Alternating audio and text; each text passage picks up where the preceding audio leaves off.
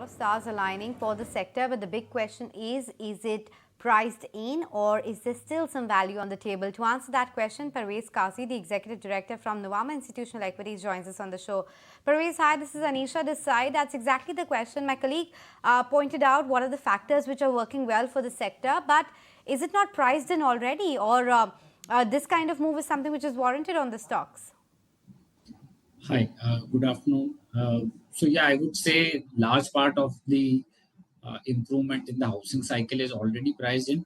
But we have also said that developers seem to be on track to exceed their guidance for FY24. And I guess that is the reason why you are seeing an up move today. Going ahead, we do believe that the housing cycle will continue to remain strong for the next 4 to 5 years. And that is maybe one of the reasons why people who were kind of feeling left out have now finally decided to take the plunge. Right. Interesting. But do you think for the next 5 to 10 years, the stocks would be as attractive, Parvez?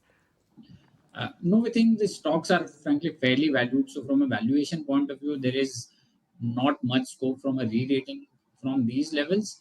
But purely from a sales growth or earnings growth point of view, you will still see a steady 20-25% CAGR over the next at least 3 to 4 years, and which makes these stocks quite attractive. If someone is willing to hold them for the next 4 to 5 years, you will make a steady 20-25% return on most of these frontline stocks.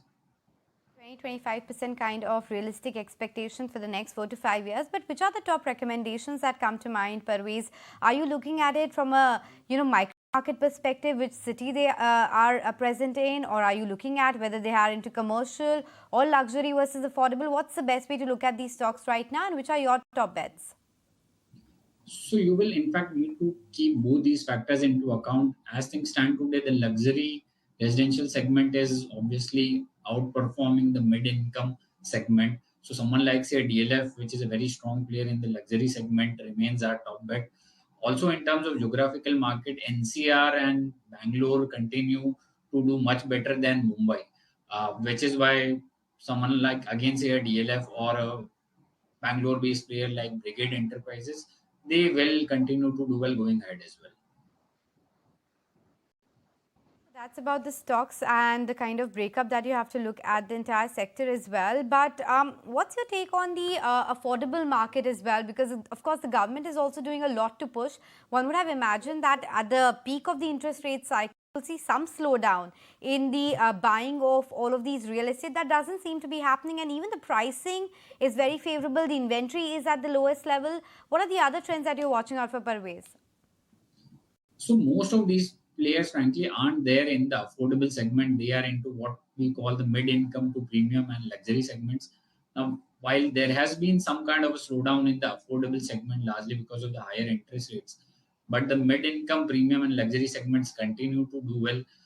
In fact, as the data put out by various IPCs says that unsold inventory is at a decadal low level. I mean, just to put it in numbers, in 2007, the unsold inventory in the top 7 cities was about 42 months.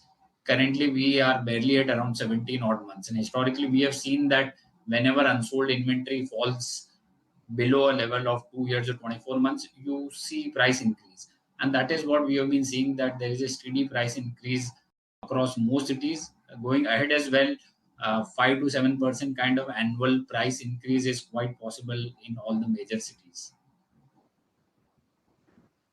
It's great to have you on the show. Thanks as always for taking the time out and joining in. That's that.